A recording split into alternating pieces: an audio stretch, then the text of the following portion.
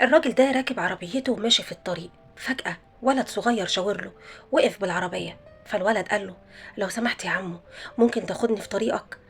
انا متأخر جدا على الامتحان، وواقف من بدري ومفيش ولا عربية عدت من هنا. فالراجل قال له: مفيش مشكلة يا حبيبي، اتفضل اركب وانا هوصلك.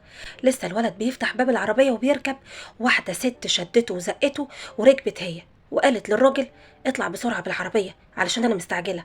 قال لها: معلش يعني انا معرفش حضرتك، العربيه دي ملكي، انا مش بشتغل عليها.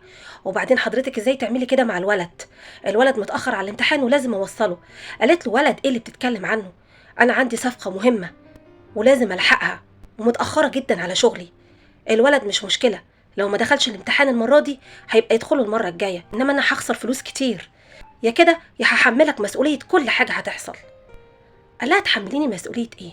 اولا انا معرفكيش، ثانيا دي عربيتي وده مش شغل خاص، من فضلك انزلي وركبي الولد عشان متأخر. قالت له: طيب انا عندي حل كويس، هدفع لك فلوس كتير جدا بس تتحرك بالعربية. الفلوس اللي انت عاوزها كلها انا هديها لك، بس المهم تتحرك وسيبك من الولد ده. قال لها قال لها: حضرتك مش فاهمة، انا مش مهم عندي الفلوس، الفلوس دي ما تفرقش معايا نهائي، مهم عندي الولد الصغير يلحق امتحانه. طب ايه رأي حضرتك؟ انا ما كنتش موافق ان اوصلك من الاساس، بس انا دلوقتي موافق ان اوصلك وبدون مقابل، بس المهم الولد يوصل الاول. قالت له: وبعدين في الكلام ده انا مش فاضيه للرغي الكتير، هتوصلني يعني هتوصلني. قال لها: لا مش هوصلك، وتفضلي انزلي من العربيه. قالت له: مش هنزل من العربيه، ووريني هتعمل ايه، وهتوصلني غصب عنك، يا كده يا هعمل لك مشكله كبيره. قال لها: انت بتهدديني؟ قالت له: اه.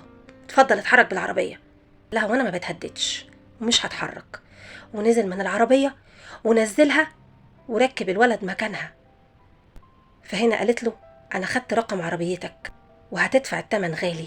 قال لها: وانا ولا يهمني، اعملي اللي انت عاوزه تعمليه.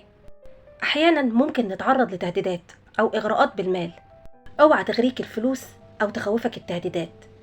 تفتكروا في الزمن اللي احنا فيه ده ممكن حد يتخلى عن مصلحته علشان يساعد حد غريب؟ منتظره ردكم في التعليقات، وصلوا على النبي.